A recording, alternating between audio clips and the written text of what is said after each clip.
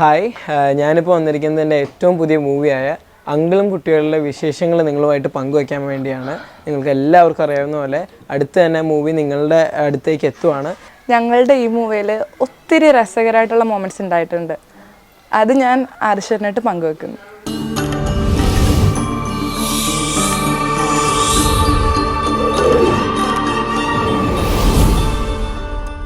അപ്പോൾ ഈ ഒരു മൂവിയിൽ മീനാക്ഷി എന്ന് പറയുന്ന ക്യാരക്ടറാണ് ചെയ്യുന്നതല്ലേ?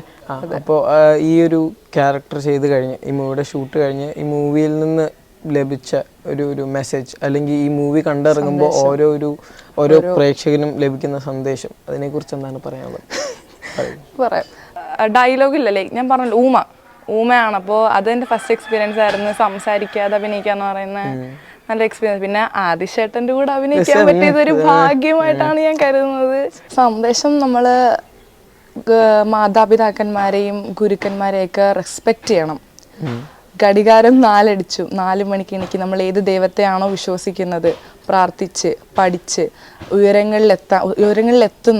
നമ്മൾ 4 മണിക്ക് എണീക്ക് ദൈവത്തെ വിശ്വസിച്ച് പഠിച്ച് നമ്മൾ ഉറപ്പായിട്ടും നമ്മൾ വിജയത്തിലെത്തും. അങ്കിളും കുട്ടികളെന്ന് പറഞ്ഞ മൂവിയുടെ ലൊക്കേഷൻ ഒരു കുടുംബത്തെ പോലെ നമ്മൾ എല്ലാവരും കഴിഞ്ഞു. ഓക്കെ, ഇനി താങ്കളുടെ പറയും, സ്വാസ്തിക്കിൻ്റെ പറയൂ. എൻ്റെ ക്യാരക്ടറിൻ്റെ പേര് സ്വാസ്തിക് എന്നാണ്. അങ്കിളും കുട്ടികളിലെ അങ്കിളിൻ്റെ മകനാണ്. അങ്കിളിൻ്റെയും രുക്മിണി എന്ന് പറയുന്ന ക്യാരക്ടറിൻ്റെയും മകനാണ്. കുറച്ച് വിഷമമൊക്കെ ഉള്ള വളരെ ബുദ്ധിമാനായിട്ടുള്ളൊരു ക്യാരക്ടറാണ്. വളരെ ഇൻ്റലിജൻ്റ് ആയിട്ടുള്ളൊരു കുട്ടിയാണ്. ആൻഡ് അതുപോലെ തന്നെ അച്ഛനോട്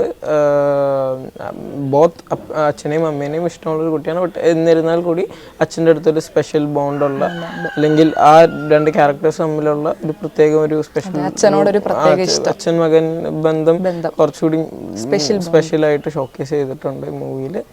സോ അങ്ങനെ അതാണ് എൻ്റെ ക്യാരക്ടർ. ഓക്കെ, എക്സ്പീരിയൻസ് ഒക്കെ എങ്ങനെ ഉണ്ടായിരുന്നു? ഫസ്റ്റ് മൂവി അല്ലല്ലോ, അപ്പോൾ ഒത്തിരി ലൊക്കേഷനിൽ ഒത്തിരി സെറ്റിൽ വേറെ എക്സ്പീരിയൻസ് ഉണ്ടല്ലോ. അപ്പോൾ ഈ മൂവിനെ പറ്റിയുള്ള എക്സ്പീരിയൻസ് പറയും. ആസ് യൂഷ്വൽ നല്ല എക്സ്പീരിയൻസ് ആയിരുന്നു.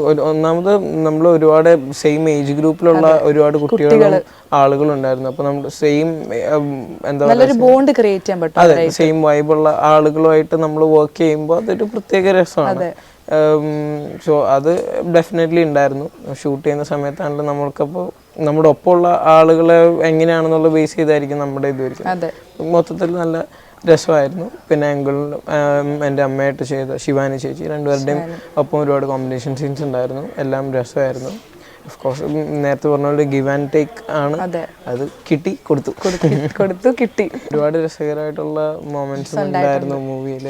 മെയിനായിട്ട് മറ്റേ കേക്ക് കട്ടിങ്ങിന്റെ ജിതിന്റെയും ഡെബിൻ എന്ന് പറഞ്ഞ 2 ക്യാരക്ടേഴ്സിന്റെ ഒരു കാരണത്താൽ ഒരു സെലിബ്രേഷൻ പോലെ ക്രിയേറ്റ് ചെയ്തിട്ടുണ്ട്. ആ ഒരു സീൻ ഷൂട്ട് ചെയ്ത് ഭയങ്കര രസമായിരുന്നു. കാരണം നമ്മുടെ പാട്ടിട്ട് നമ്മളെല്ലാവരും കൂടെ ഡാൻസ് കാര്യങ്ങൾ, സെറ്റിലുള്ള ഓൾമോസ്റ്റ് എല്ലാ ആളുകളും ഉണ്ടായിരുന്നു. പാട്ടിട്ട് നമ്മൾ ഫ്രീ ആയിട്ട് ഡാൻസ് ചെയ്യലും ഭയങ്കര ആഘോഷമാക്കിയൊരു. അപ്പോഴും ഞാൻ കൂവിട്ടില്ല, ഞാൻ ഉമ്മയാ. നിങ്ങളെല്ലാരും കിടന്ന് കൂവിയപ്പോ ഞാൻ മാത്രം മിണ്ടാതിരുന്ന് ആഘോഷിച്ചു. ഞങ്ങൾ ആർത്തുല്ലസിച്ച് ആഘോഷിച്ചു. അത് വളരെ നല്ല എക്സ്പീരിയൻസ് ആയിരുന്നു. ഒരു പുഴയുടെ തീരത്ത് എല്ലാവരും നല്ല ഭയങ്കര എന്താ പറയാ, കട്ട് പറഞ്ഞപ്പോ എല്ലാവരും ഭയങ്കര ടയേർഡായിട്ട് ഒരു മുളയുടെ നേരം ഡാൻസും പാട്ടുമായിട്ട് വളരെ ബഹളമായിരുന്നു.